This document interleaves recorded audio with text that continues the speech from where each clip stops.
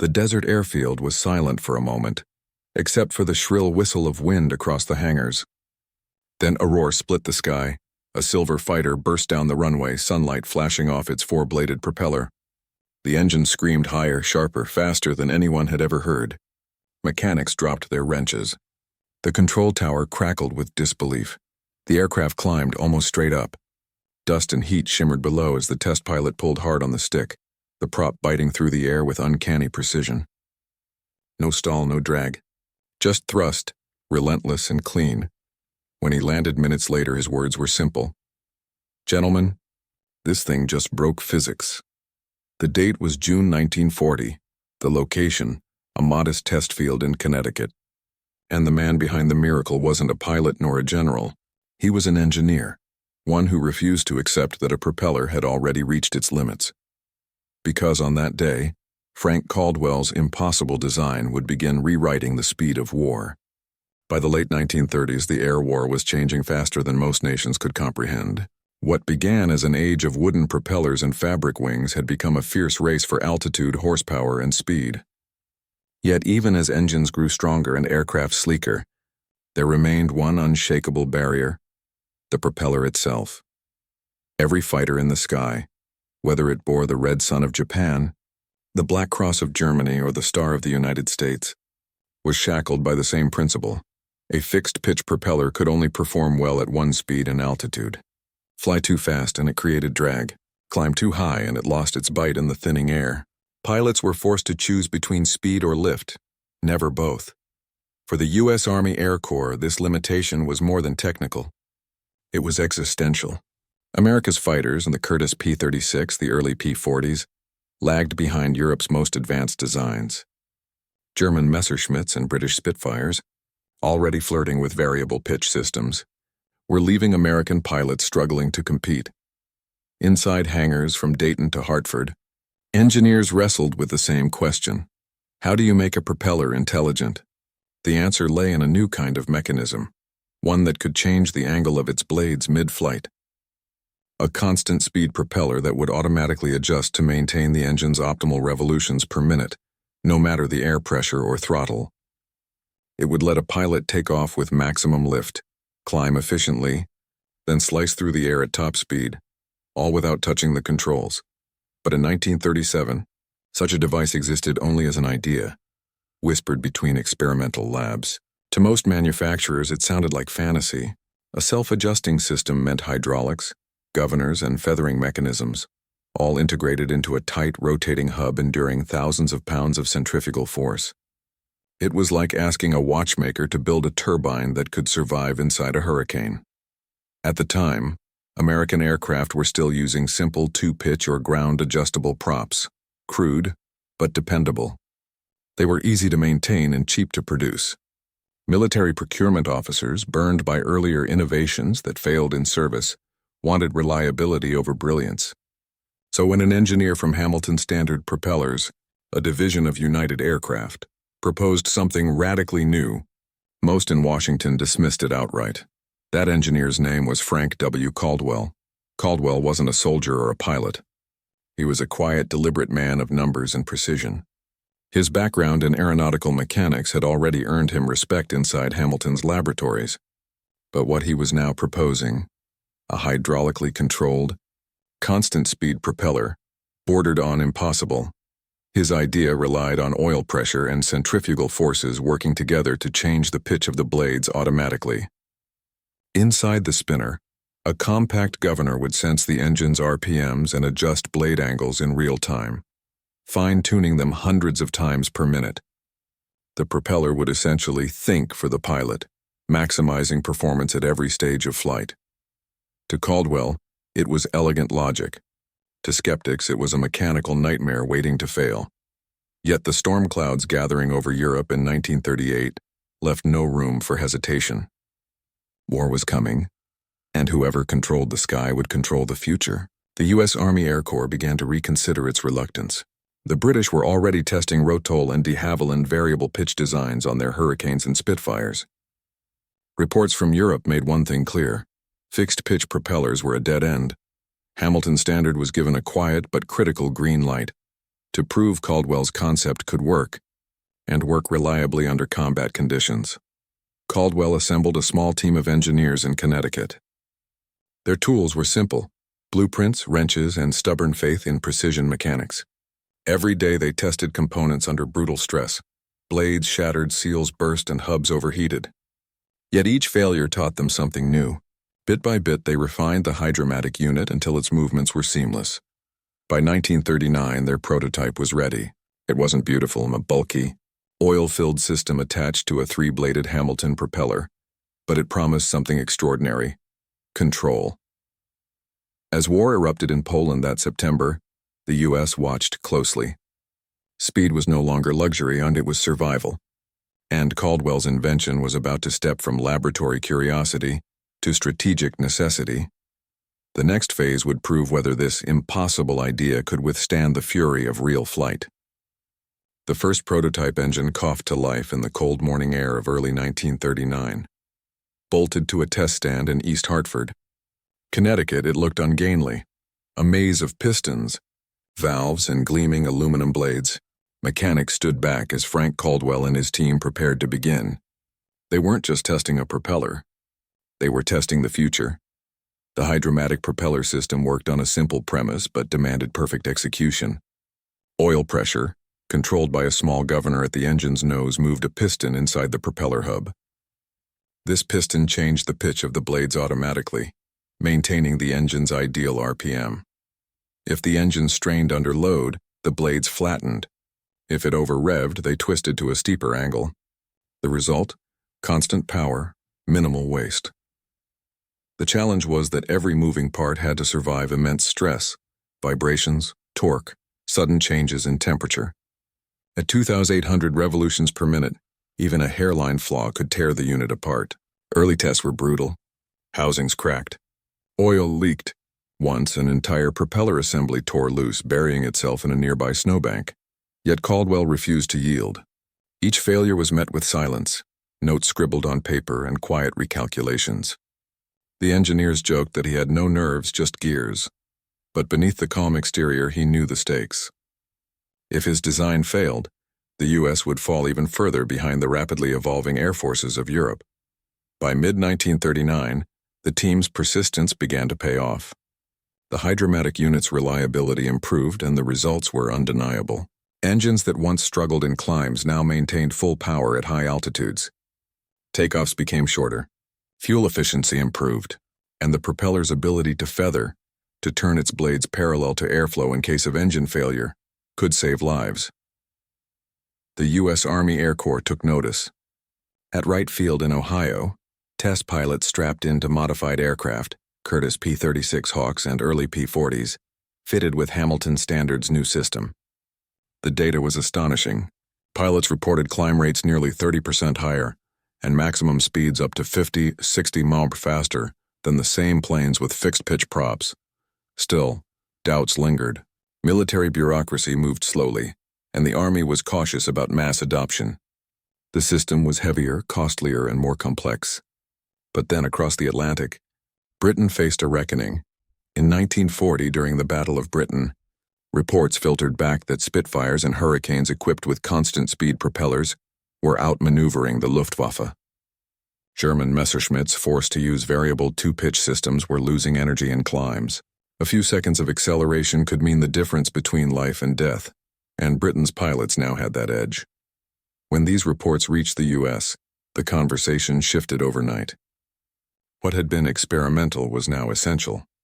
The Army ordered rapid integration of Hamilton Standard's hydromatic propellers across its fighter and bomber lines. Production contracts were signed within weeks. Factories in Connecticut and Massachusetts ramped up output, while engineers fine-tuned designs for specific aircraft. The P-40 Warhawk, the P-38 Lightning, and later the P-47 Thunderbolt would all benefit. But the true masterpiece was yet to come. A sleek, unassuming airframe that would marry Caldwell's propeller with a new Rolls-Royce Merlin engine. Together, they would form a machine destined to dominate the skies, the P-51 Mustang. The Mustang's transformation was nothing short of alchemy.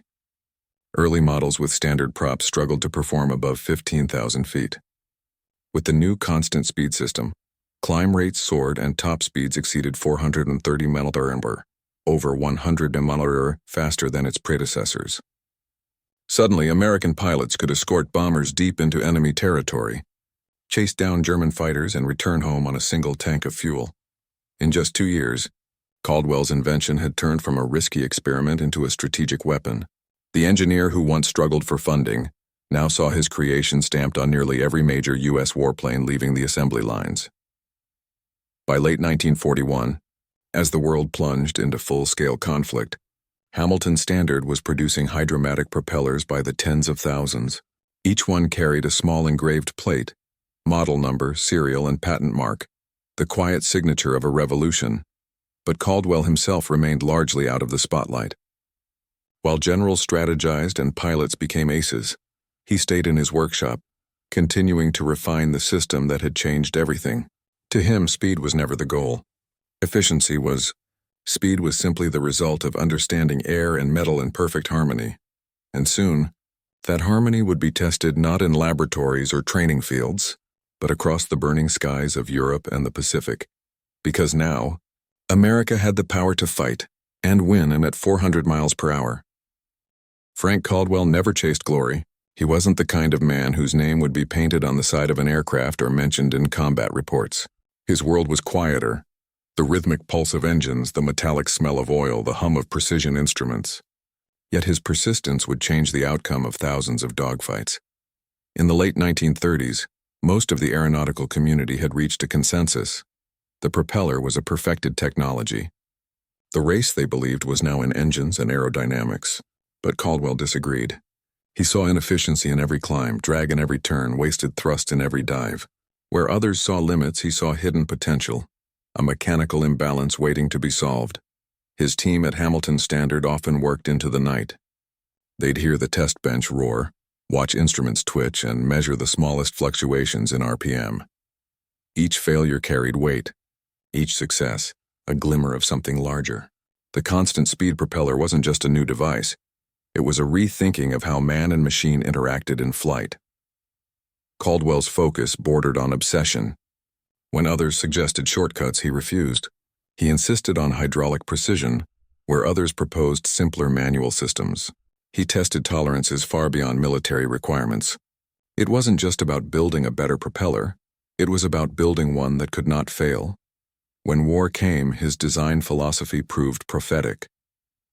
The U.S. would rely on reliability, not prototypes, not experiments. Every propeller had to endure the unforgiving rhythm of combat. Takeoff under fire, climb in thin air, sudden dives through flak, and desperate sprints for home. The hydromatic propeller became the quiet partner in every mission, unseen, uncelebrated, but indispensable. And though few pilots ever met him, thousands would owe their lives to his persistence. In every thunderous roar of a P-51's takeoff, there was a trace of Caldwell's patience, the calm precision that transformed theory into survival. To understand the scale of Caldwell's innovation, one must understand what it replaced. A traditional fixed-pitch propeller had a single blade angle, optimized for one flight condition. In low-speed climbs, the engine over-revved. At high speeds, it bogged down.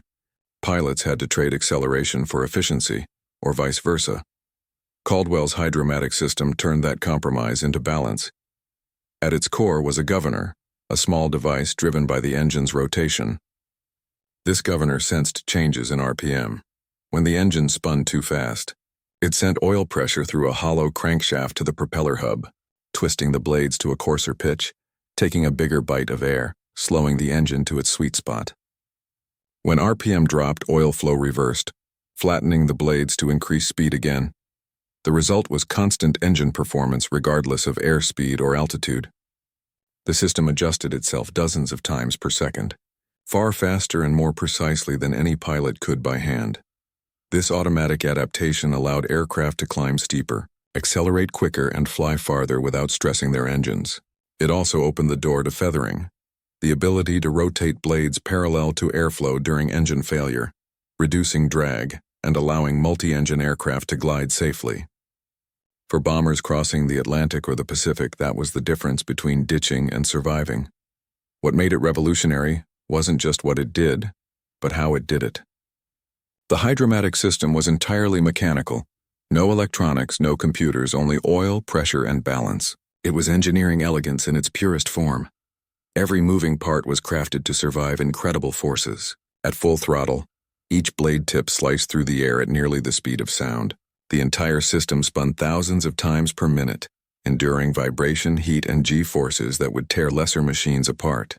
Yet it performed, consistently, silently, without complaint. Caldwell had built not just a propeller, but a mechanical brain, one that could think in the language of flight. In the chaos of an air battle, speed wasn't luxury, it was life. A pilot entering combat had only seconds to react. The faster plane chose when to fight and when to flee. Before constant-speed propellers, American fighters often lost those seconds. Engines screamed at the wrong RPM. Props bit too hard or too soft, and vital momentum vanished in climbs or dives. The hydromatic propeller changed that balance instantly. It allowed aircraft to deliver full power at every stage of flight, from takeoff to high-altitude engagement. Fighters could accelerate faster off runways, climb more efficiently, and dive without over-revving their engines. In the European theater, this meant initiative. A P-47 Thunderbolt could now catch a fleeing FW-190. A P-38 Lightning could chase a bomber, peel off, and climb back before being intercepted. The P-51 Mustang, paired with the Merlin engine, could escort bombers deep into Germany, outrunning and outlasting the Luftwaffe's best interceptors. One U.S. test pilot described it best. Before, the propeller fought the engine. Now they danced together. That dance translated to numbers. Over 100 MPH gained in some aircraft models, with climb rates improving by nearly a third. Combat reports from Europe and the Pacific consistently linked success to the new propeller systems. Dogfights once fought on equal terms now tilted decisively toward the Americans. Even bombers benefited. The B-17 Flying Fortress, fitted with hydromatic props, maintained formation speed more consistently, saving fuel and reducing strain on engines. The massive B-29 Superfortress carried advanced versions of Caldwell's design all the way to Tokyo. In every case, the result was the same: tighter formations, longer range, and faster response. Speed no longer depended solely on horsepower. It depended on intelligence built into the blades themselves. By the end of 1943, the constant speed propeller wasn't just a feature, it was doctrine. Every new U.S. aircraft carried it. Every pilot trained to trust it. And though most never saw its inner workings, they all felt its impact. In the seamless thrust that pulled them toward victory, or in the quiet, measured descent that brought them home, alive. Each of these angles painted part of the same picture: a nation's technological leap forged by human will and necessity. But there were still more dimensions to explore. The vast industrial effort behind production, the enemy's struggle to counter it, and the moral legacy of invention in wartime. By 1942, the quiet towns of Connecticut, Massachusetts, and Ohio had transformed into the heartbeat of American air power. The war's demands had turned the Hamilton Standard factories into 24-hour operations, where sparks from welding torches replaced the glow of streetlights. Every week, trains departed loaded with crates stamped HS Hydromatic, U.S. Army Air Corps, carrying thousands of propeller assemblies to aircraft plants across the country. What began as a single, experimental workshop now employed tens of thousands of workers, machinists, engineers, and women newly entering the industrial workforce. Precision was everything. Each blade had to be balanced to a tolerance of a few thousandths of an inch. A single misalignment could destroy an engine in flight. Production lines became symphonies of motion. Forgers shaped aluminum billets into elegant curves. Inspectors measured blade angles with micrometers. The hydromatic hubs, once hand-assembled prototypes, were now turned out in steel, bronze, and aluminum alloy, a blend strong enough to withstand the brutal torque of 2,000 horsepower engines. It was a miracle of manufacturing discipline. Each propeller contained over 2,000 individual components, many sourced from subcontractors scattered across America. During peak wartime years, Hamilton Standard produced over 500,000 propellers, supplying not only the U.S. but also Britain and other allied nations through Lend-Lease. To coordinate this vast production web, engineers introduced new quality control systems and assembly standards, the early seeds of modern aerospace manufacturing. Every blade's origin, alloy, and heat treatment were logged and traceable, creating a reliability record that military planners came to depend on. Factories that once built peacetime airliner parts now powered fleets of warplanes. And as propellers rolled off the lines, another layer of the story emerged, one that extended far beyond blueprints and wrenches. Because this industrial achievement wasn't just about building machines. It was about building momentum, a nation's ability to outproduce, outdesign, and outlast its enemies through sheer technical will. Across the Atlantic, in the skies over France and Germany, the Luftwaffe's pilots began to sense something different. The new American fighters climbing toward them weren't just fast, they were relentless. A P-51 could dive and recover without losing control. A P-47 could chase a Messerschmitt in a climb it had no business sustaining. Dogfights that once depended on pilot reflexes now hinged on engineering balance. German intelligence quickly noted the shift. Reports from 1943 referred to superior Allied propeller efficiency. Luftwaffe engineers, already struggling to maintain parity in engine output, began experimenting with their own constant speed and variable pitch systems. But Germany's industrial base was fracturing under Allied bombing. Oil shortages, material scarcity, and dispersed production crippled their ability to standardize new designs. Some German aircraft, like the late model W190D and Bf109K, eventually incorporated advanced variable pitch mechanisms. But by then it was too late. Allied fighters dominated not only in technology but also in quantity and maintenance reliability. The hydromatic propeller was nearly maintenance-free compared to the Luftwaffe's more delicate mechanical linkages. The Japanese faced an even steeper challenge. Their aircraft, optimized for agility and range rather than speed, struggled to adapt to the pace of high-power constant-speed systems. Pilots of the Zero and Oscar found themselves outclimbed and outsped by American planes that could sustain maximum power without tearing their engines apart. This imbalance reshaped the air war. What had once been duels of skill became tests of physics, thrust, efficiency, and endurance. Every advantage counted, and the propeller, once considered a solved problem, had become a weapon in its own right. Even captured aircraft told the story. When German engineers examined downed Mustangs, they marveled at the craftsmanship of the Hamilton Standard hub, the smooth transitions, the hydraulic balance. One report described it simply: a system both powerful and elegant beyond our current production means. The race for air dominance had always been about horsepower and courage. But now it was about control, and the Americans had mastered it. When the war finally ended, the skies were quieter, but forever changed. The age of propellers was nearing its twilight. The jet engine was already on the horizon, but Caldwell's legacy would not fade. His hydromatic propeller had become the final, perfected expression of piston engine flight.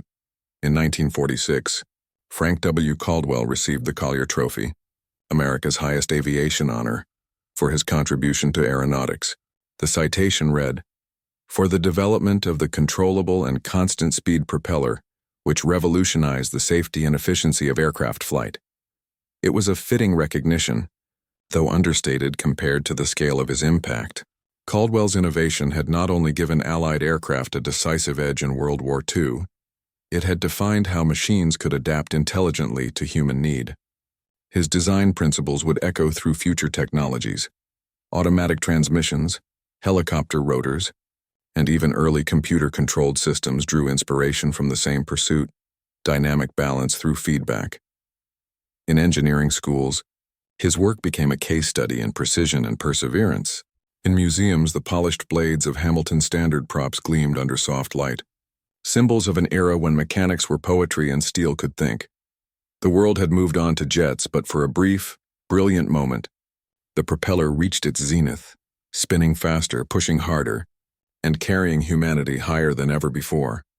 And at the heart of that triumph stood a quiet man who believed that impossible was simply a problem not yet solved. The innovation had matured. The technology had conquered. Now came the moment of proof, when the skies themselves bore witness to what Caldwell's propeller could truly do. By 1942, the quiet towns of Connecticut, Massachusetts, and Ohio had transformed into the heartbeat of American air power. The war's demands had turned the Hamilton Standard factories into 24-hour operations, where sparks from welding torches replaced the glow of streetlights. Every week, trains departed loaded with crates stamped HS Hydromatic, U.S. Army Air Corps, carrying thousands of propeller assemblies to aircraft plants across the country. What began as a single, experimental workshop now employed tens of thousands of workers, machinists, engineers, and women newly entering the industrial workforce. Precision was everything. Each blade had to be balanced to a tolerance of a few thousandths of an inch. A single misalignment could destroy an engine in flight. Production lines became symphonies of motion. Forgers shaped aluminum billets into elegant curves. Inspectors measured blade angles with micrometers. The hydromatic hubs, once hand-assembled prototypes, were now turned out in steel, bronze, and aluminum alloy, a blend strong enough to withstand the brutal torque of 2,000 horsepower engines. It was a miracle of manufacturing discipline. Each propeller contained over 2,000 individual components, many sourced from subcontractors scattered across America. During peak wartime years, Hamilton Standard produced over 500,000 propellers, supplying not only the U.S. but also Britain and other allied nations through Lend-Lease. To coordinate this vast production web, engineers introduced new quality control systems and assembly standards, the early seeds of modern aerospace manufacturing. Every blade's origin, alloy, and heat treatment were logged and traceable, creating a reliability record that military planners came to depend on. Factories that once built peacetime airliner parts now powered fleets of warplanes. And as propellers rolled off the lines, another layer of the story emerged, one that extended far beyond blueprints and wrenches. Because this industrial achievement wasn't just about building machines. It was about building momentum, a nation's ability to outproduce, outdesign, and outlast its enemies through sheer technical will. Across the Atlantic, in the skies over France and Germany, the Luftwaffe's pilots began to sense something different. The new American fighters climbing toward them weren't just fast, they were relentless.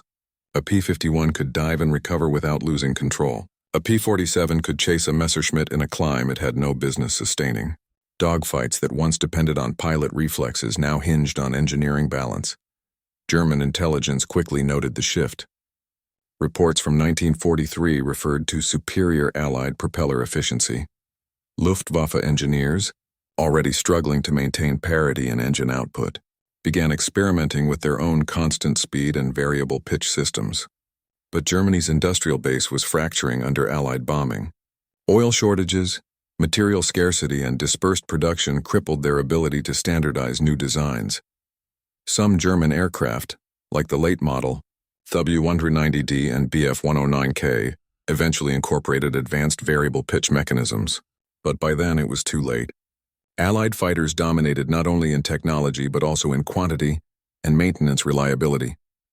The hydromatic propeller was nearly maintenance-free compared to the Luftwaffe's more delicate mechanical linkages. The Japanese faced an even steeper challenge. Their aircraft, optimized for agility and range rather than speed, struggled to adapt to the pace of high-power, constant-speed systems. Pilots of the Zero and Oscar found themselves outclimbed and outsped by American planes that could sustain maximum power without tearing their engines apart. This imbalance reshaped the air war. What had once been duels of skill became tests of physics, thrust, efficiency, and endurance. Every advantage counted, and the propeller, once considered a solved problem, had become a weapon in its own right. Even captured aircraft told the story.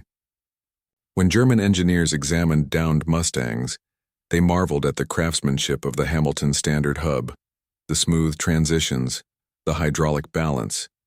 One report described it simply: a system both powerful and elegant beyond our current production means. The race for air dominance had always been about horsepower and courage. But now it was about control, and the Americans had mastered it. When the war finally ended, the skies were quieter, but forever changed. The age of propellers was nearing its twilight. The jet engine was already on the horizon, but Caldwell's legacy would not fade. His hydromatic propeller had become the final, perfected expression of piston engine flight. In 1946, Frank W. Caldwell received the Collier Trophy, America's highest aviation honor, for his contribution to aeronautics. The citation read, for the development of the controllable and constant-speed propeller, which revolutionized the safety and efficiency of aircraft flight. It was a fitting recognition, though understated compared to the scale of his impact. Caldwell's innovation had not only given Allied aircraft a decisive edge in World War II, it had defined how machines could adapt intelligently to human need. His design principles would echo through future technologies: automatic transmissions, helicopter rotors, and even early computer-controlled systems drew inspiration from the same pursuit: dynamic balance through feedback. In engineering schools, his work became a case study in precision and perseverance. In museums, the polished blades of Hamilton Standard props gleamed under soft light, symbols of an era when mechanics were poetry and steel could think. The world had moved on to jets, but for a brief, brilliant moment, the propeller reached its zenith, spinning faster, pushing harder, and carrying humanity higher than ever before. And at the heart of that triumph stood a quiet man who believed that impossible was simply a problem not yet solved. The innovation had matured. The technology had conquered. Now came the moment of proof, when the skies themselves bore witness to what Caldwell's propeller could truly do. The morning sun over Inglewood, California, burned through a thin veil of mist on November 30th, 1942. At the North American Aviation Test Field, a new fighter prototype stood waiting, sleek, silver, and unfamiliar to most who gathered around it, painted on its tail, XP-51B. To the untrained eye, it was just another American aircraft awaiting evaluation. But beneath its aluminum skin was a union of ideas that would redefine aerial combat. A Rolls-Royce Merlin engine mated to a Hamilton Standard hydromatic propeller. The British had shared the engine. The Americans had perfected the propeller. Together they formed a machine that would soon terrify the Luftwaffe. As test pilot Bob Chilton climbed into the cockpit, few in attendance fully understood the stakes. The previous P-51A models, powered by Allison engines, had disappointed at high altitudes. They were fast at low level but weak above 15,000 feet, where most European battles were fought. If this new combination failed, the P-51 might be scrapped entirely. The tower gave clearance. Chilton throttled up. The Merlin roared, its smooth, deep note slicing through the morning air. At full power, the propeller blurred into a silver halo, each blade adjusting minutely as the aircraft accelerated. Within seconds, the plane surged forward, wheels lifting cleanly from the runway. Observers watched in silence as the Mustang climbed, not gradually but vertically. In the tower, one engineer whispered, "That's not a climb. That's an ascent." At 10,000 feet, Chilton leveled off and pushed the throttle wide open. The aircraft surged past 430 mph of higher. Engine RPM stayed constant. The propeller responded perfectly, shifting blade angles with each surge of power. The climb rate nearly doubled that of the older P-51A. The data recorded that morning showed an increase in top speed of nearly 100 MPH over its predecessor.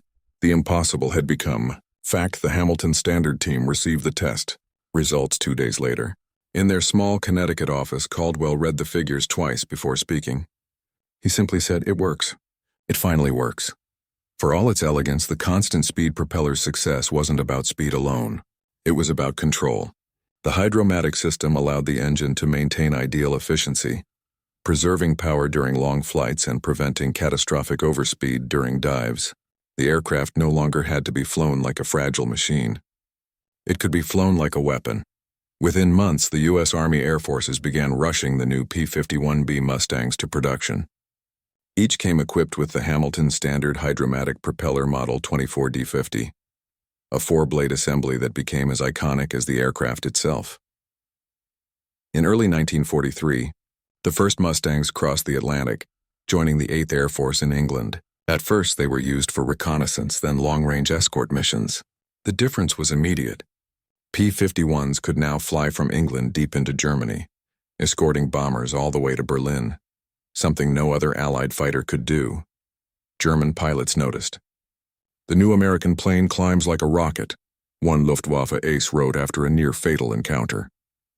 You dive away and it follows. You climb and it climbs higher.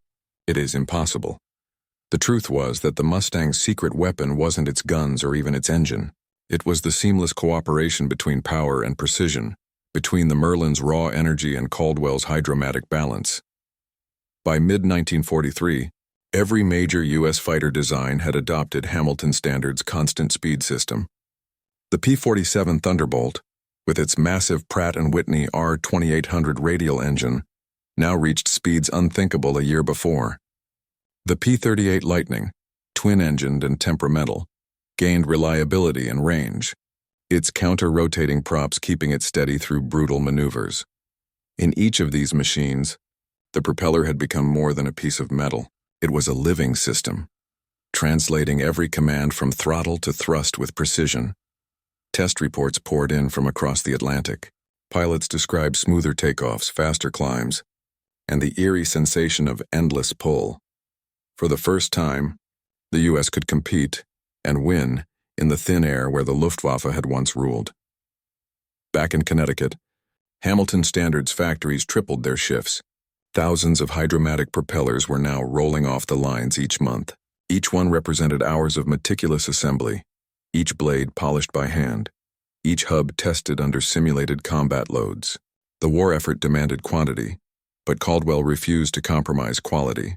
And while headlines celebrated pilots and aces, few outside the engineering circles knew that the true turning point of air superiority had begun here, not in the cockpit, but in the geometry of a blade and the precision of oil pressure. By the close of 1943, the Allies had finally caught up in the sky. But catching up wasn't enough. They needed to dominate. That dominance would soon be tested in the fiery skies over Germany, where thousands of B-17 bombers and their P-51 escorts would rely on Caldwell's invention to decide the fate of Europe. The winter of 1943-44 over Europe was brutal. Gray skies, bitter winds, and flak bursts that hung like black blossoms in the cold. It was also the moment when Caldwell's impossible idea was finally tested under fire. Every morning, formations of B-17 flying fortresses and B-24 Liberators rose from English fields, bound for the industrial heart of Nazi Germany. Their escort fighters, P-47s, P-38s, and the new P-51 Mustangs roared alongside them, their propellers spinning in perfect harmony with the rhythm of the engines. For the first time, the bombers didn't have to turn back halfway. The P-51's range, boosted by both fuel efficiency and constant speed propeller control, allowed it to fly deep into the Reich and back. The Luftwaffe, once confident in its home field advantage, suddenly found itself being hunted over its own cities. In February 1944, during the missions that Allied pilots would later call Big Week, the impact of the hydromatic propeller was unmistakable. P-51s escorted bomber formations through 5 consecutive days of massive raids on Germany's aircraft factories. The Luftwaffe threw everything it had into the sky, Bf-109s, Fu-190s, and Me-410s, but the Mustangs met them head-on, at high altitude. Where thin air once starved engines and slowed propellers, the constant speed system shone. The blades adjusted automatically, maintaining engine RPM and thrust where German aircraft faltered. American pilots reported climbing above enemy interceptors with ease, diving on them, then pulling up again without losing momentum. In one mission log, Major Donald Blakesley, commander of the 4th Fighter Group, described it succinctly: "We can now choose when to fight. They can't." That single advantage, choice, was what turned the tide of the air war. Luftwaffe commanders noticed the shift immediately. Their interceptors burned fuel too quickly at high speeds. Their two-pitch propellers couldn't adapt as air density changed. As the war dragged on, fuel shortages forced Germany to use synthetic lubricants that gummed up mechanical systems. American fighters, by contrast, ran smoothly, reliably day after day. The hydromatic propeller not only gave speed but endurance. It reduced mechanical strain, extending engine life. Planes that once required frequent overhauls could now fly multiple sorties without major maintenance. It was the kind of quiet efficiency that changed strategy itself, allowing continuous offensive pressure while the enemy struggled to regroup. By March 1944, Allied air dominance was undeniable. In the skies over Berlin, swarms of P-51 Mustangs tangled with the last elite squadrons of the Luftwaffe. German pilots wrote in their diaries of the Silver Ghosts, aircraft that seemed faster, more agile, impossible to shake. Some tried steep dives to escape, only to find the Americans still behind them, propellers perfectly controlling descent without engine overspeed. The numbers told the story more clearly than any anecdote. In early 1944, American bomber losses on deep penetration missions exceeded 25%. By the summer, with P-51s in full escort service, that number dropped to less than 7%. The skies that had once devoured men and machines now belonged to the Allies. Caldwell's invention had altered not just performance, but the psychology of war. Pilots trusted their machines again. Missions that once seemed suicidal became achievable. The constant speed propeller had removed the unseen drag, mechanical, mental, and emotional, that once held them back. Thousands of miles away, the same technology was changing the war in the Pacific. The Grumman F-6F Hellcat and Vought F-4U Corsair, both fitted with Hamilton standard hydromatic systems, took on Japan's Zero fighters with devastating effect. In the early days of the Pacific War, the Zero had ruled the skies through agility and range. But as American aircraft gained control of their power output, the balance flipped. Hellcat pilots could dive, climb, and recover with unmatched precision. Their engines never over-revved in steep dives, a weakness that had once cost lives. During the Battle of the Philippine Sea in 1944, remembered as the Marianas Turkey, shoot, U.S. Navy pilots credited their planes' performance with overwhelming Japanese forces. Out of 373 enemy aircraft launched that day, nearly 300 were destroyed. Many returning pilots reported flawless engine and propeller behavior, even after hours of high-speed combat. From the snow-laden skies over Berlin to the humid heat of the Pacific, one principle held true: the hydromatic propeller had given Allied pilots command of their machines. And behind every victory, behind every formation silhouetted against the setting sun, stood the quiet figure of FrankWCaldwell, a man who rarely left his workshop, but whose design now spanned half the planet. By the time 1945 dawned, it was no longer a question of whether the Allies could win the skies. The only question was how quickly they could bring the war to an end. The machines had proven themselves. The tide had turned. But what happened after the guns fell silent, when the world began to measure what this innovation truly meant? The spring of 1945 arrived not with victory parades, but with exhaustion. Across Europe, the wreckage of 1,000 air battles littered fields and forests, twisted fuselages, shattered wings, and the silent remnants of the war's most advanced machines. Among those relics, the difference was clear even to the untrained eye. The Luftwaffe's aircraft lay torn and battered, their engines seized, their propellers bent and broken.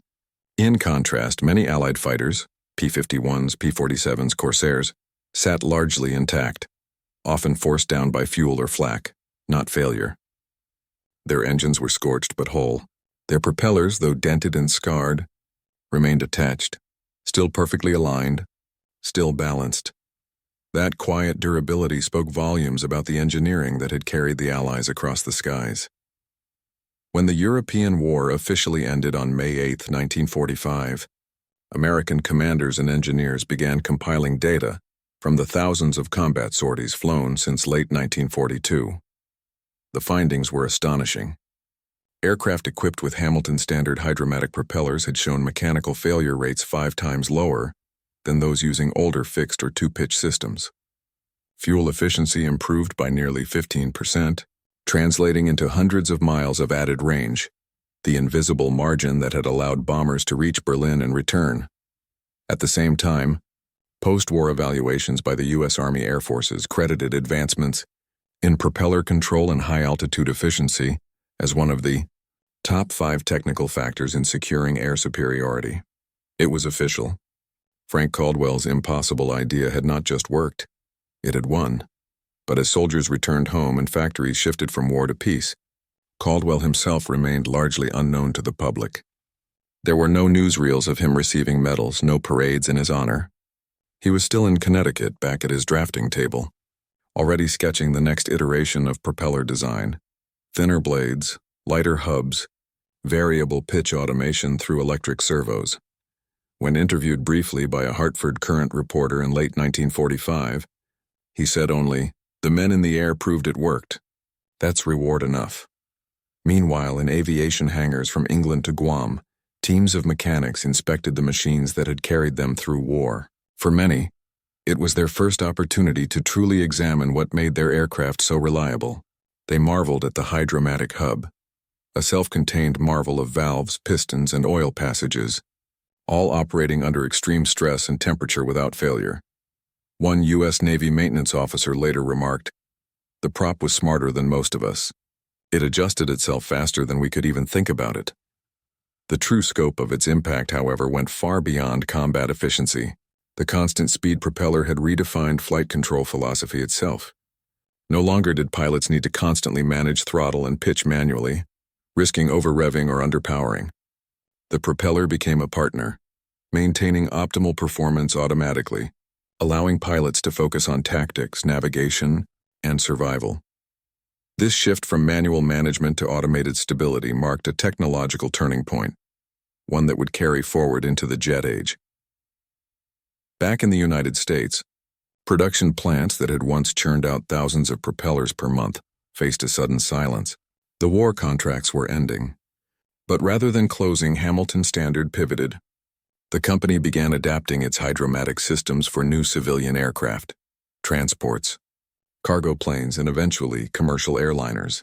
In just 5 years, the same technology that had powered fighters to 450 mph was now propelling Douglas DC-6s and Lockheed Constellations across oceans with passengers instead of bombs. The skies that once thundered with war now carried the hum of peace, driven by the same engineering heart. Yet for the men who had flown through combat, that sound, the steady rhythmic beat of the hydromatic blades, carried a different meaning. It was the sound of trust. A veteran pilot from the 352nd Fighter Group wrote in his memoirs, "That propeller was like having another pilot in the cockpit. You pushed the throttle and it just knew what to do." The war was over.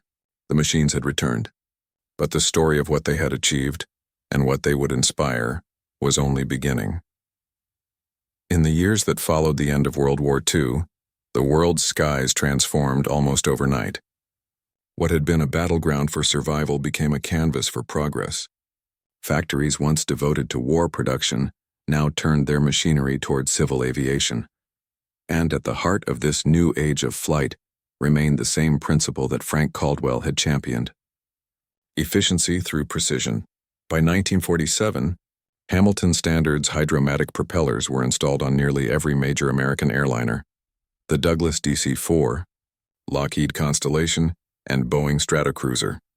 The same constant speed system that had carried Mustangs over Berlin now carried passengers from New York to London, trimming hours off flight times and reducing mechanical risk. The world was shrinking, made smaller not by jets yet, but by propeller-driven aircraft perfected during the war. In the shadows of this technological expansion, Caldwell's team continued to refine the science. They explored counter-rotating propeller assemblies, improved oil flow systems, and lighter alloys that could withstand centrifugal forces exceeding 10,000 times gravity. Every new iteration was born from lessons learned in combat, data from pilots, engineers, and mechanics who had lived through the crucible of war.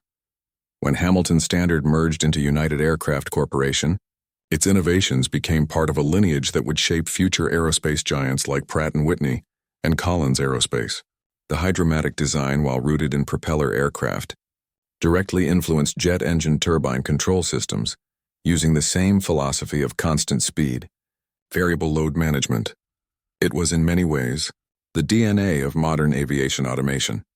Caldwell himself received belated recognition. In 1949, he was awarded the Collier Trophy, one of aviation's highest honors, for the development of the constant speed propeller, a contribution of fundamental importance to the safety and performance of powered flight. The citation was brief, but its implications were vast. Few single inventions had saved more lives or extended more missions. Even as the jet age dawned in the 1950s, his work remained essential. Jet engines, too, required constant management of airflow and rotational speed, principles refined through propeller hydrodynamics. The systems that controlled turbine blades, fuel flow, and compressor pressure were direct descendants of Caldwell's hydromatic thinking. When asked later in life how he viewed the transition from propellers to jets, Caldwell replied, "A propeller is simply an air screw. A jet is an air pump. The math doesn't change, only the materials do." That quiet humility belied the enormity of his influence. As nations entered the Cold War, aircraft technology advanced at breakneck speed. Yet amid supersonic breakthroughs in missile systems, the constant speed propeller found new relevance in cargo planes, bush aircraft, and naval patrols. From the C-130 Hercules to the Lockheed P-3 Orion, Hamilton's standard propellers powered aircraft that would serve for decades, through Korea, Vietnam, and beyond. In many of those missions, pilots still trusted the same mechanical heartbeat that had once carried the Allies to victory.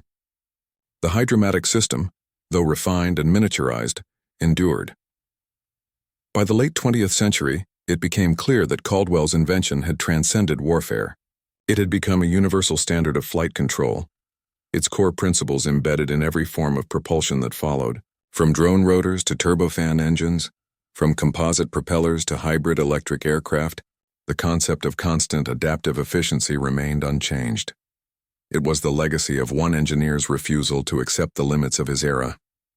When Frank W. Caldwell passed away in 1974, his name appeared briefly in industry journals and aviation magazines, often overshadowed by pilots and aircraft designers. But within engineering circles, his reputation was legendary. A senior historian at the Smithsonian once wrote, "If the Wright brothers gave flight its first wings, Caldwell gave it its rhythm. That rhythm, steady, precise, unyielding, still hums through every aircraft in the sky today." The last surviving World War II Mustangs, restored and gleaming in museum hangars, often still bear their original Hamilton standard markings. When their engines start, the propeller arcs into motion, the same fluid dance that once carried them over enemy skies. For a brief moment, history breathes again, the same harmony of sound and motion that began in a small Connecticut workshop, with a man who believed that perfection wasn't found in power alone, but in control. The war had ended. The world had changed. But Caldwell's propeller kept turning, not just through air, but through time itself. The sound of a propeller at full speed is not a roar, it's a rhythm. A steady pulsing heartbeat that once echoed across continents, over oceans, and through the smoke of war. Long after the guns fell silent, that rhythm endured. In the hum of civilian aircraft, in the beating pulse of turbine engines, in every piece of technology that seeks balance between force and control. Frank Caldwell's hydromatic propeller was more than a mechanical triumph. It was a statement of philosophy.